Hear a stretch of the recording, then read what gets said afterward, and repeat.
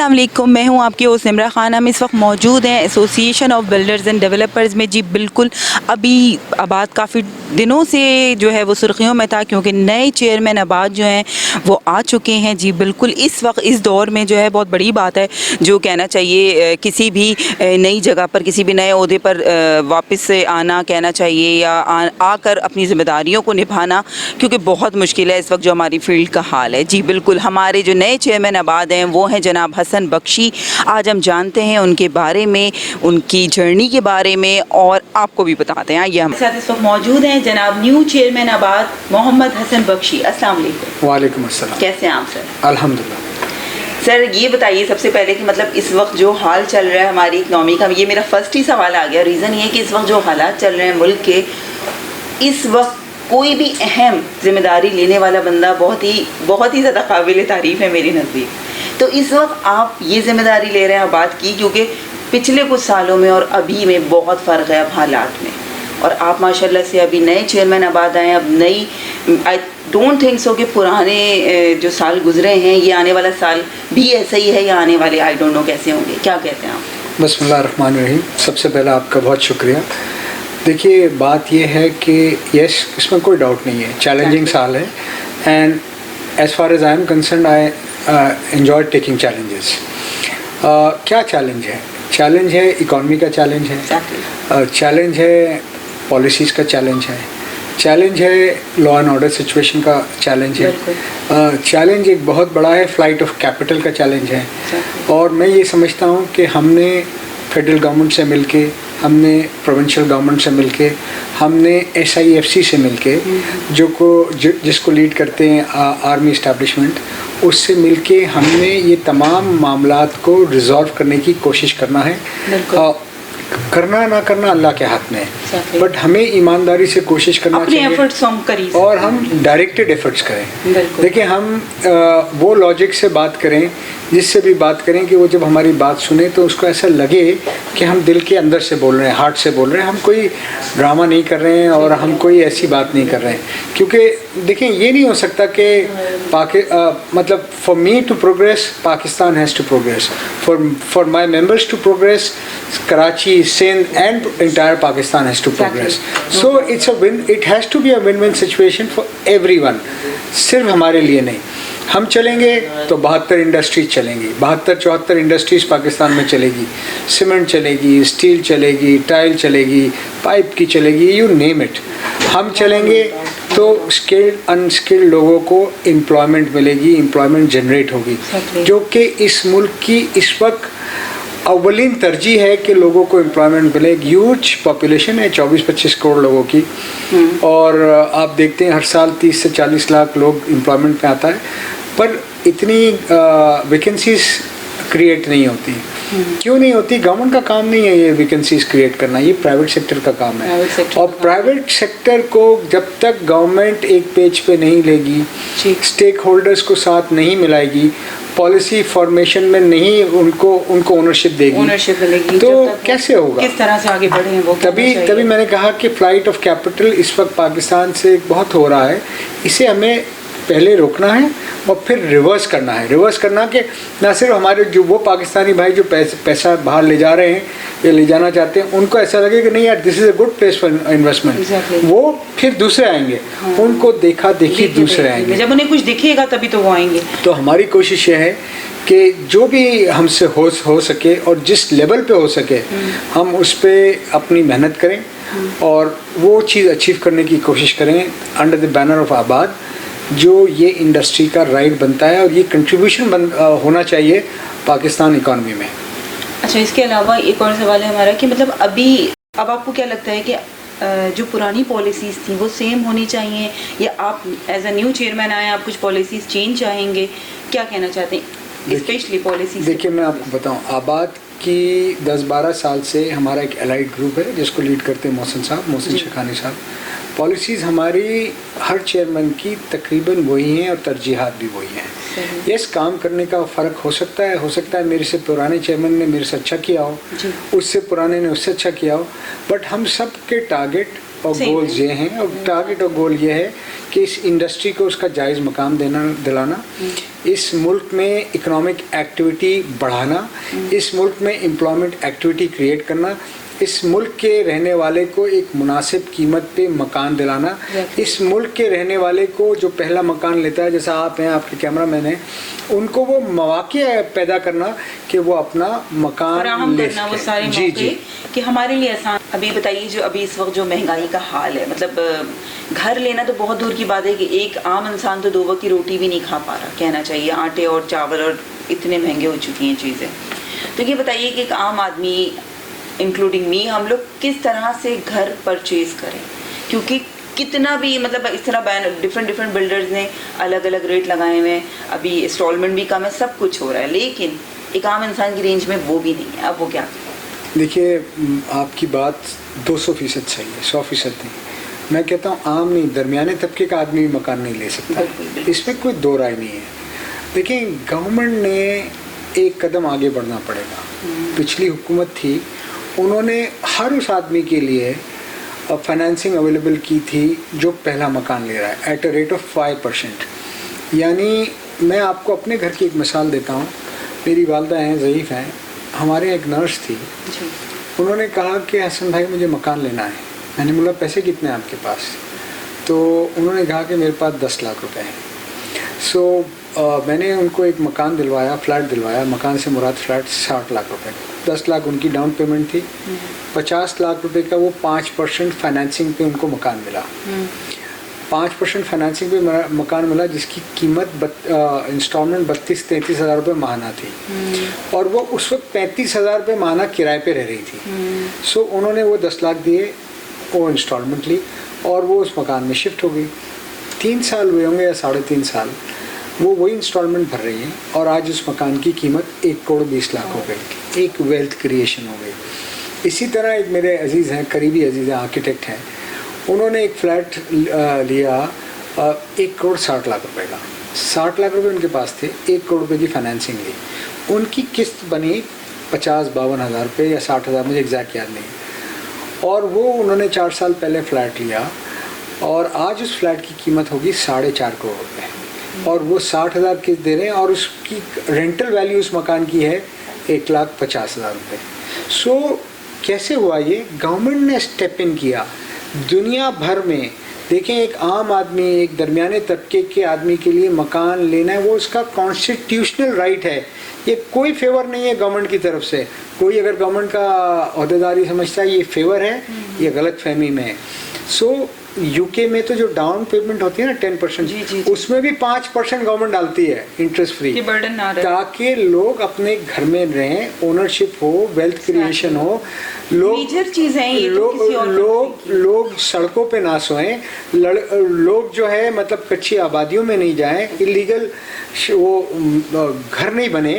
ये गवर्नमेंट का काम है। अब गवर्नमेंट क्या करती है, या स्पेशली कि ज़मीन होती है 1,000 रुपये गज़ बिकती है, वो अपने मन चाहे को अलॉट कर देती है 1,000 रुपये में। जब मेरे पास वो आती है, वो 1 लाख रुपए गज़ में आती है, तो मैं अपनी कॉस्ट तो 1 लाख रुपए गज़ में निकालता हूँ। अगर गवर्नमेंट वो 1,000 बिल्डर को दे दे 1,000 रुपये में, और इंश्योर करे कि भाई आप इतने में देंगे, तो हम वो पास ऑन कर सके ना।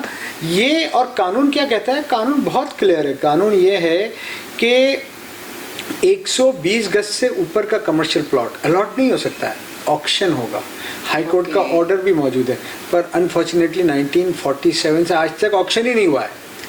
कितनी मेजर बात है ये। देखिए, मतलब नहीं, मतलब ये मिस्टेक नहीं है, मिस्टेक तो गलती को कहते हैं ना उर्दू में। तो ये तो ब्लैंडर है, ये गुनाह है, क्या काम है? ये सब मिले हुए हैं कि बहुत बड़ा नुकसान है ये सब। नहीं, तो चंद लोगों का बहुत बड़ा फायदा है ना, आवाम का नुकसान कोई नहीं देख रहा, चंद लोगों का बहुत बड़ा फायदा है इसमें। देखिए ना, 1947 से ये कोई एक हुकूमत की बात नहीं है, ये तो कोई मिसाल ही नहीं है कि यार 1947 से एक जमीन ऑक्शन नहीं हुई बोर्ड ऑफ रेवेन्यू की, एक जमीन नहीं हुई। मतलब पॉलिसी आई ही नहीं ना, ऐसे कोई वजूद नहीं, कानून मौजूद है, बट क्योंकि वेस्टेड इंटरेस्ट है, लोग जो आप देखते हैं अरबोपति और खरबोपति बन गए, वो ऐसे ही बने हैं। जो आपका राइट था वो आपको नहीं दिया, कब्जा किया और इस पे हुआ है। ये बात हमने उठानी चाहिए। और ये आबाद ने भी, मैं कहता हूँ इंशाल्लाह ताला इसी टेन्योर में हम कोर्ट में एक केस फाइल करेंगे कि ये क्यों भाई ऑक्शन करे ना लैंड, गवर्नमेंट को भी पैसे मिलेंगे, उस पैसों से गवर्नमेंट इंफ्रास्ट्रक्चर इंप्रूव करे, हेल्थ कार्ड दे लोगों को, स्कूलिंग बेहतर करे, गवर्नमेंट लोगों का ट्रांसपोर्टेशन बेहतर करे, गवर्नमेंट लोगों को आसानियां दे, और लोगों को मुनासिब कीमत में घर हम देंगे बना के। पर ये तो देखिए एक नेक्सस है, ये 1000 रुपये में एक चीज़ लाख रुपए की बिकती है, तो आप समझे अगर फर्ज करें वो 10,000 गज ज़मीन है 1 अरब रुपए की हो गई और वो बिक रही है 2 करोड़ रुपए की या 1 करोड़ रुपए की, कैसे? ये तो खुला, मतलब हम इसमें तो ओपन सीक्रेट है ना। Exactly, कोई डाउट ही नहीं है। नहीं, आपकी माशाल्लाह बहुत ही पॉजिटिव सोच है, और इससे ही हमें पता चलता है इंशाल्लाह कि अभी इस साल में बहुत सारी पॉजिटिव चीज़ें होने वाली हैं इनकी मौत। अच्छा, इसके साथ ही हमारा एक और सवाल है कि बताइए कि आबाद को पता चलता है कि उनका अपना ही कोई मेंबर जो है वो इनलीगल वर्क कर रहा है, तो उस पर अब आपका क्या रिएक्शन होगा? आप उनकी मेंबरशिप कैंसिल कर देंगे या क्या आप करेंगे? देखिए, बात यह है कि आबाद को कैसे पता लगता है। आबाद की आइज़ एंड ईयर्स, आँखें और कान मीडिया है। मैं आपसे और बगैर आपके अलावा दूसरे मीडिया वालों से भी गुजारिश करूँगा कि अगर कोई ऐसी चीज़ है तो हाईलाइट कीजिए, हमें बताइए। हम क्या करते हैं, प्रोसीजर ये है कि जब हमें कोई ऐसी चीज़ हमारी नॉलेज में आती है तो हम उसको एक लेटर भेजते हैं पहले, और उससे पूछते हैं कि ये हमारी नॉलेज में आया, आप अपना मौक़िफ़ दें। और उसको पूरा मौका देते हैं कि वो अपनी वजाहत करे, क्योंकि देखिए कभी भी इंसाफ वन साइडेड नहीं हो सकता। और हम उससे वजाहत लेते हैं, और उस पर एक फिर हमारे यहाँ कमेटी है जिसमें सारे 3, 4, 5 सीनियर लोग बैठते हैं और उस वजाहत पे उससे बात करते हैं, पूछते हैं। अगर हमें ऐसा लगता है कि नहीं ऐसा है, सो पहले हम उसकी मेंबरशिप को सस्पेंड करते हैं 3 नोटिस के बाद। और सस्पेंड करने के बाद अगर वो फिर भी अपने आप को दुरुस्त नहीं करे, अपना किबला सीधा नहीं करे, तो फिर हमारे पास होता है रस्टिकेट करना। रस्टिकेट यानी उसकी आबाद की मेंबरशिप हम ख़त्म कर देते हैं। ये सिर्फ इलीगल नहीं, मतलब अगर हमारा कोई मेंबर अलॉटीज़ की भी शिकायतों के जवाब नहीं दे रहा है, जवाबदेह नहीं हो रहा है उनको या आबाद को, तो वी टेक दिस एक्शन। और ये इम्पार्शियल एक्शन होता है। इसमें मैं एज ए चेयरमैन बैठता नहीं हूँ उस कमेटी में, हम सीनियर्स को लेते हैं और वो इम्पार्शियली फैसला करते हैं। ओके, सही। अच्छा, ये बताइए कि अब आपको क्या लगता है कि अभी तो माशाल्लाह अब साल स्टार्ट हुआ है, आप अभी आए हैं, अभी क्या क्या चैलेंजेस आपको फेस करने पड़ रहे हैं इन फ्यूचर? कैसा लग रहा है आपको अभी? देखिए, मुश्किल लग रहा है या नहीं? मुझे लगता है कि 11 महीने रह गए, साल स्टार्ट हुआ ये नहीं लगता है मुझे। I am counting the other side. 11 महीने रह गए, हमने क्या क्या इसमें अचीव किया है। हमने 1 तारीख को हम आए यहाँ पर, 2 तारीख को हम फाइनेंस मिनिस्टर से मिले, इनसे मिले, चेयरमैन FBR से मिले, state minister for finance Ali Parvez से मिले। 7-8 तारीख को फिर हम फाइनेंस मिनिस्टर से मिले, और फाइनेंस मिनिस्टर नहीं सॉरी चेयरमैन FBR से मिले। 2 दिन हम इस्लामाबाद में थे। उसके अलावा कुछ हमारे मेंबरान के कब्ज़े के, ज़मीनों पे कब्ज़े के मसाइल थे, वो हमने हाईलाइट किए, और हाईलाइट हाईएस्ट लेवल तक पाकिस्तान में किए जहाँ तक हम कर सकते हैं। अब उसके बाद हमारे पास यही रहता है कि हम जो बाइडेन को लेटर लिख दें कि ये कब्जा हो रहा है। जिस तरह माशाल्लाह आपको याद है, उसी से पता चल रहा है, आपने एक दिन को पॉइंट आउट रखा हुआ है। जी, हमने बिल्कुल, देखिए हम यहाँ पर we are not here for छुट्टी मनाने नहीं आए हैं। हम आए हैं ईमानदारी से काम करने के लिए और अपना बेस्ट देने के लिए इस इंडस्ट्री के लिए। सो हमने उनसे भी राब्ते किए, हमने तमाम एजेंसीज़ को इन्वॉल्व किया, तमाम पॉलिटिकली इलेक्टेड लोगों को इन्वॉल्व किया कि ये हो रहा है। आज भी हम कमिश्नर कराची के साथ थे सुबह, और 4 जगहों पे गुलिस्तान जौहर में और स्कीम 33 पे कब्ज़े हो रहे थे, और वो हमारी जगह ही नहीं थी, मेंबर की नहीं थी, रोडों पे कब्ज़े हो रहे थे। तो वहाँ पर हमने हाईलाइट किया कि अगर रोड और फुटपाथ भी कब्जे होंगे तो इस शहर में कौन इन्वेस्टमेंट करेगा। सो उन्होंने हमारा शुक्रिया अदा किया, और उन्होंने इंश्योर किया कि 1 हफ्ते बाद हम ये आपको रिमूव करके बताते हैं, इसकी फॉलोअप मीटिंग भी करते हैं। तो कहने का मकसद, हम ना सिर्फ वो अपने मैटर्स यानी अपने मेंबर्स के, हम गवर्नमेंट प्रॉपर्टी भी तो हमारी है ना, ये गवर्नमेंट भी हमारी, ये शहर भी हमारा, ये सूबा भी हमारा, ये मुल्क भी हमारा है।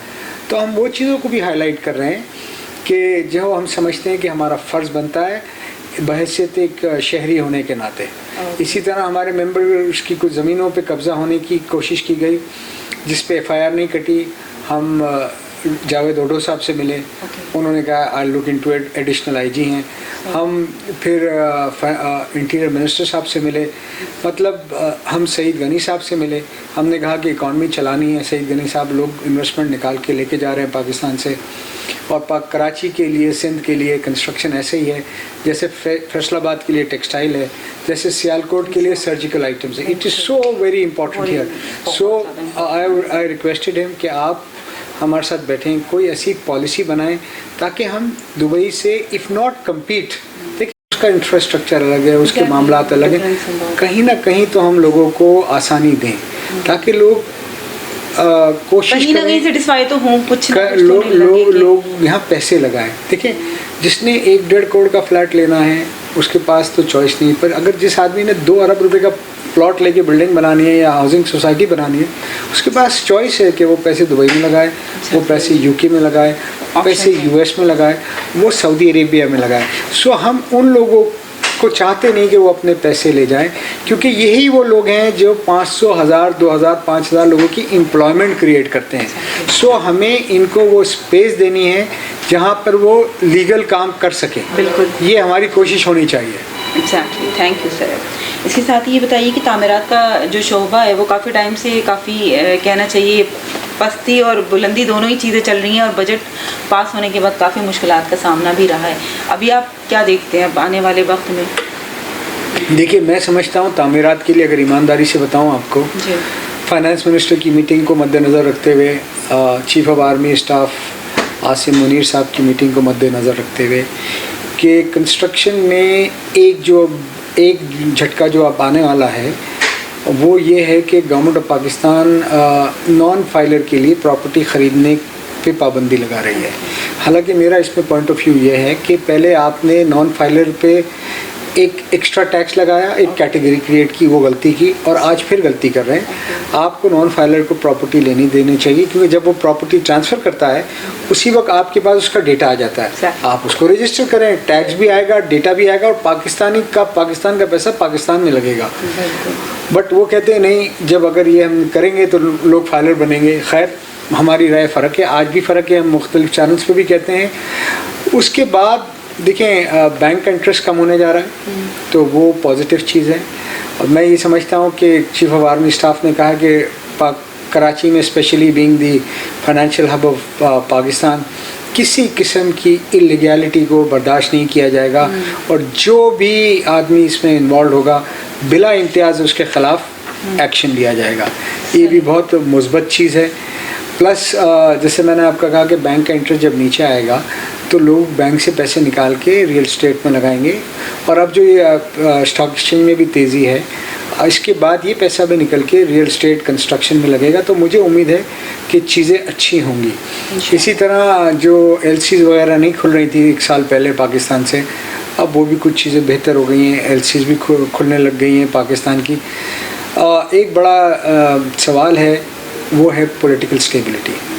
देखिए ये फाइनेंशियली बड़ा इसमें कैपिटल इन्वॉल्व होता है। अगर कोई प्रोजेक्ट मैं करता हूँ तो मुझे बिलियंस ऑफ रुपए की इन्वेस्टमेंट करनी है या मेरे मेंबर को।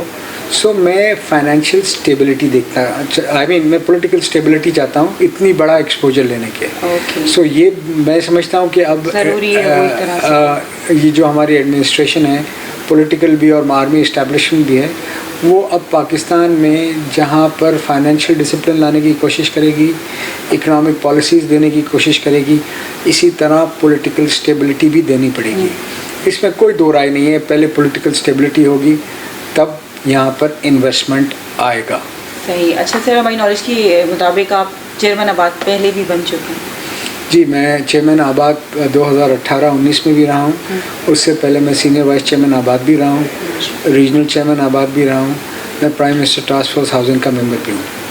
ज़बरदस्त। अच्छा, कुछ थोड़ा सा अब आपके बारे में, ये तो हमने आपसे एज ए चेयरमैन आबाद सारी गुफ्तगू की है, लेकिन थोड़ा सा अभी मोहम्मद हसन बख्शी, मतलब आप अपने बारे में बताइए, आप इस फील्ड में कब आए एज ए बिल्डर? देखिए, मैं इस फील्ड में तकरीबन पिछले 30-35 साल से हूँ और कंस्ट्रक्शन का काम करता हूँ, साथ मैन्युफैक्चरिंग भी करता हूँ। पहले हम स्टील मैन्युफैक्चर करते थे साथ साथ, अब हम एल्युमिनियम, पिछले 25 साल से एल्युमिनियम मैन्युफैक्चर कर रहे हैं। और कोशिश करते हैं कि प्रोजेक्ट टाइम पे बना के हैंड ओवर कर दें। और बस यही हमारी कोशिश है और अल्लाह ताला हमारी मदद भी करता है और रहनुमाई भी करता है। इंशाल्लाह भी आपका कोई अपकमिंग प्रोजेक्ट? अब मेरे प्रोजेक्ट चल रहे हैं, 2 क्लिफ्टन में चल रहे हैं, एक बाथ आइलैंड में चल रहा है और एक क्लिफ्टन ब्लॉक 1 में चल रहा है। And one of that is the second और third tallest building in Pakistan. Okay, माशाल्लाह, ज़बरदस्त। इंशाल्लाह इसके साथ ही सर बहुत बहुत शुक्रिया कि आपने हमें अपने कीमती वक्त में से बहुत टाइम दे दिया, लेकिन हम आपकी मुलाकात इनसे करवाते रहेंगे इंशाल्लाह। इनकी सारी बातें हम आपको दिखाते रहेंगे और इसके साथ ही आज के इस प्रोग्राम में हमें इजाज़त दीजिए। अल्लाह हाफ़िज़।